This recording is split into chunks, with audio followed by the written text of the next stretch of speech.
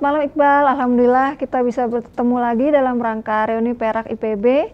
Terima kasih saya ucapkan kepada Iqbal karena sudah melaksanakan reuni yang luar biasa ini. Bagaimana kabarnya? Oh, baik-baik. Saya juga terima kasih Ari sudah bersedia datang ke acara reuni Perak IPB yang ke-30 besok tanggal 9 September 2018. Kami juga senang para alumni bisa datang beramai-ramai. Sudah 700 orang konfirmasi untuk hadir pada hari besok. Luar biasa, ya? Dan luar biasa kita akan merasakan atmosfer yang berbeda besok.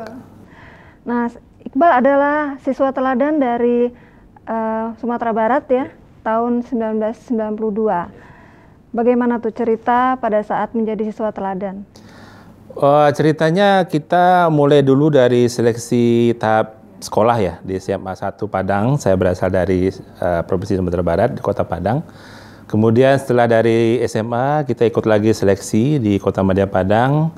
Kita berhasil lolos pada saat itu, kemudian masuk lagi ke level provinsi.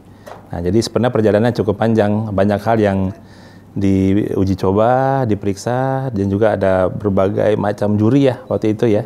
Dan tesnya juga macam-macam ya, Ri ya. Dan kita di sini bertemu dengan teman-teman dari 27 provinsi, luar biasa ya. Luar biasa. Saya punya catatan menarik sebenarnya tentang itu. Itu ada kesempatan pertama kali untuk bagi saya sebenarnya. Pertama untuk naik pesawat. Nah, itu pertama kali pengalaman saya naik pesawat dari Sumatera Barat, dari Padang ke Jakarta. Luar biasa pengalamannya kali itu yang pertama. Yang kedua, itu adalah pengalaman kebangsaan saya yang pertama sebenarnya. Pada saat itulah saya merasakan bahwa ternyata kita punya saudara dari Aceh, dari Sabang sampai Merauke. Dan kita melihat waktu itu ada berapa orang ya, Ria? Satu provinsi ada dua orang ya, SMA dan 2 orang dari SMP ya. Nah, luar biasa pada saat itu kita berkumpul dan rasanya seperti dekat sekali gitu. Kita punya teman di mana-mana gitu, yang luar biasa. Ya, betul. Nah, sesudah dari SMA, jadi Iqbal menerima undangan dari IPB ya, masuk USMI di statistik. Karena kenapa tuh milih statistik? Iya, jadi 1 tahun sebelum saya memasukkan aplikasi untuk undangan ke IPB, waktu kita masih nyari-nyari sebenarnya. Ini saya mau masuk jurusan apa? Salah satunya saya tertarik waktu itu ke statistik ya. Karena sebenarnya teman-teman orang tua saya, teman bapak saya, itu banyak yang bekerja di Badan Pusat Statistik saat itu.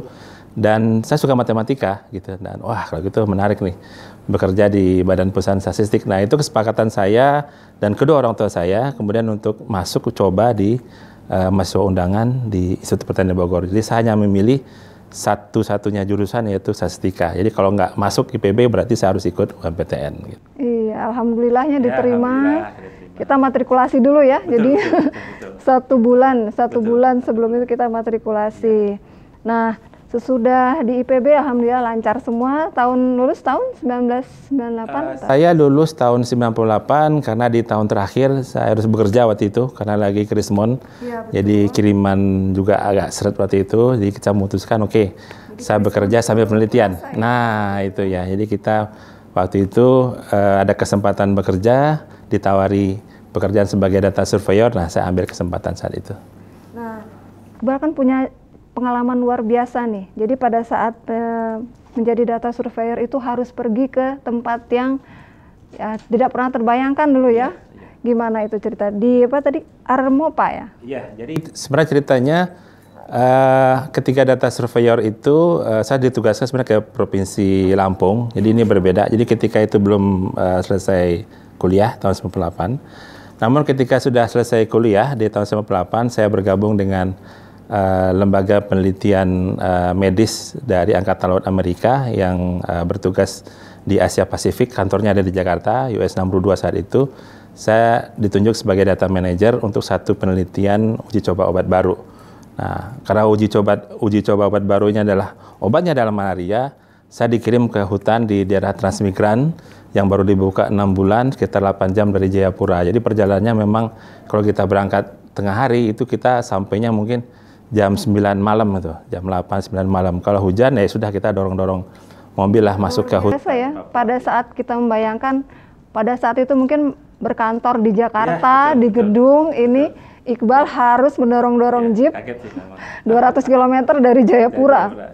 Luar biasa ya, jadi dari Sumatera Barat terbang ke Papua waktu itu. Nah, di situ Iqbal dapat pengalaman yang luar biasa, berkenalan dengan desa yang seluruh penduduknya terkena malaria. Itu yang paling mengesankan pada saat itu apa? Iya, itu merubah persepsi saya terhadap satu profesi saya untuk statistik. Saya melihat bahwa ternyata statistika itu bukan hanya di bidang pertanian, bukan hanya bidang ekonomi saja. Ternyata ada aspek lain, yaitu di bidang kesehatan. Spesifiknya adalah penelitian kesehatan. Ya, ternyata itu membuka wawasan baru untuk saya. Terus yang kedua adalah ternyata masalah kesehatan di Indonesia itu sangat kronis, terutama di Indonesia bagian timur.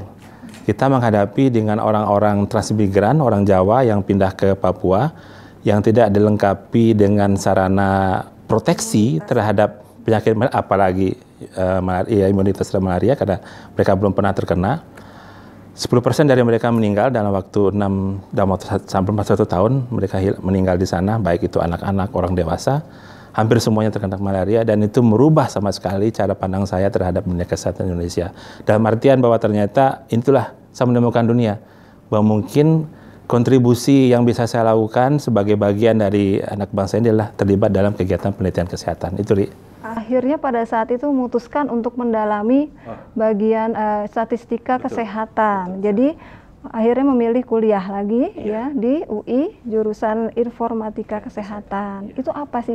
Sebenarnya kita terus terang ya, itu adalah jurusan baru yang kayaknya belum banyak. Jadi informatika kesehatan adalah gabungan sebenarnya dari ilmu statistika, kemudian dari ilmu kesehatan masyarakat, dan ilmu teknologi informasi. Jadi dari statistik saya sudah belajar bagaimana cara mengumpulkan data, bagaimana cara menyajikan. Di S2 kita belajar sebenarnya bagaimana cara kita menyampaikan informasi ini dalam bentuk yang mudah dimengerti oleh audiensnya, adalah publik. Nah, itu yang saya belajar, dan saya juga belajar bagaimana teknologinya supaya pesan itu sampai ke masyarakat. Nah, itu yang kita pelajari di S2. Ternyata karena menjadi data surveyor itu sangat harus berdekatan dengan masyarakat. Itu mungkin kendala utamanya ya, dan itu harus dilakukan dengan cara pendekatan yang personal gitu. Ya. Dan harus belajar kesehatan juga, seperti dokter ya.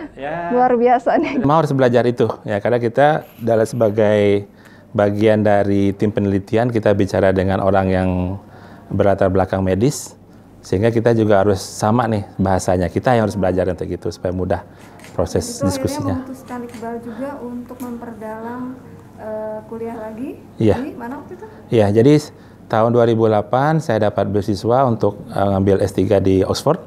Tahun 2009 itu saya masuk ke Oxford di bawah Departemen Clinical Medicine. Jadi di bagian penyakit tropisnya yang berkaitan dengan penyakit malaria lagi. Ya.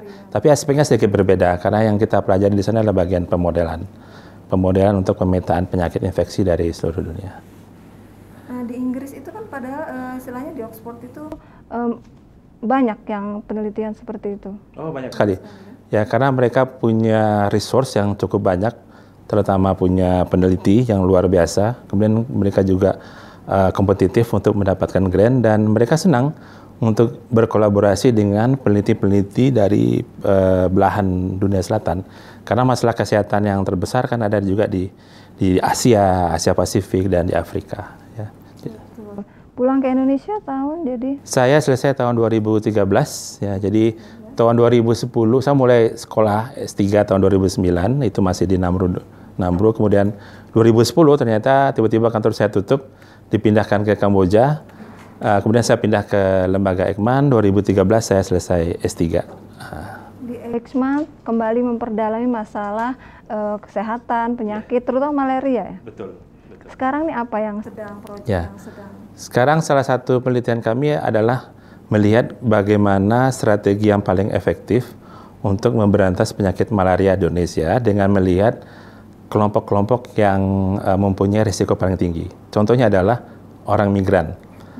Contohnya adalah orang-orang Jawa, siapapun dari Jawa yang tidak pernah kena malaria sebelumnya, kemudian dia ditugaskan ke daerah malaria, dia adalah orang yang paling berisiko terkena malaria, tapi ketika dia kembali, dia juga membawa parasit. Nah, bagaimana strategi untuk memutus rantai penularan malaria itu yang menjadi topik penelitian saya, dengan melihat konektivitas antar pulau, antar kota, dan penduduk gitu. mobilisasi penduduk. Itu yang menjadi bagian. Malaria itu sudah kita tahu adalah penyakit yang sudah sangat lama dan ternyata sangat sulit. Itu kenapa menurut Iqbal dari selama ini penelitian apa yang menyebabkan susahnya terputus? Jadi kalau penyakit ini sebenarnya sudah penyakit klasik ya. Jadi di sebagian besar belahan dunia sudah ada beberapa negara yang sudah berhasil memberantas malaria. Contohnya Sri Lanka sudah berhasil. Nah, kiat-kiat khusus mereka adalah pertama obatnya sudah tersedia sebenarnya. Obat sudah tersedia, efektif dan cepat untuk memberantas parasit. Namun masalahnya adalah kita terlambat. Orang-orang kita datang ke layanan kesehatan ketika dia sudah merasa sakit. Sudah dalam keadaan parah, terlambat gitu. Sehingga memperburuk kondisinya. Kemudian yang kedua adalah ternyata parasit ini juga cerdas. Parasit itu juga dia memodifikasi dirinya sehingga dia tahan terhadap obat itu. Nah, jadi sudah ada beberapa indikasi awal bahwa parasit ini mulai resisten terhadap terhadap obat malaria. Kemudian kita juga kadang-kadang ada satu jenis parasit namanya Plasmodium vivax. Dia itu harus diobati selama 14 hari. Nah, kita bisa tahu kalau orang minum 14 hari kan ini pasti bosan ya.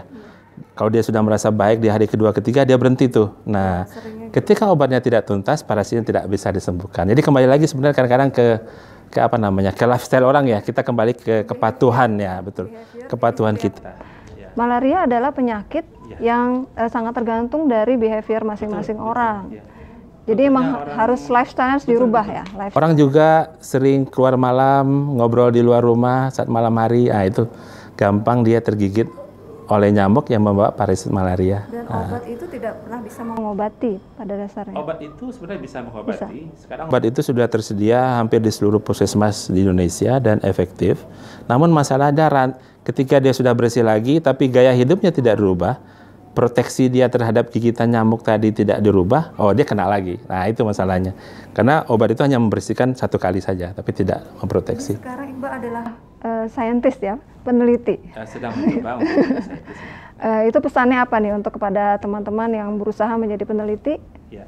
Jadi saya belajar dari beberapa guru saya. Pertama adalah menemukan pertanyaan yang tepat sebenarnya. Jadi how to ask the right research question. Jadi mulai dengan curiosity juga. Jadi kalau kita tertarik, kita punya passion, kemudian kita tahu apa yang mau diteliti, nah itu salah satu langkah yang paling besar menurut saya untuk memulai penelitian. Jadi kedepannya Iqbal akan semakin memperdalam malaria ini atau ada yang mau Ya. Jadi rencananya memang saya tidak hanya di malaria, tapi kita coba lihat karena penyakit di Indonesia cukup banyak. Masih ada penyakit kecacingan, masih ada penyakit demam berdarah. Nah, kita lagi mencoba untuk melihat penyakit-penyakit infeksi yang lain. Ya, menarik sebenarnya untuk di Indonesia. Oke, terima kasih banyak Iqbal. Banyak sekali ilmu yang sudah kita dapat ini. Alhamdulillah ada orang-orang seperti Iqbal yang mau berjuang untuk penyakit-penyakit seperti ini. Terima kasih. Assalamualaikum. Waalaikumsalam.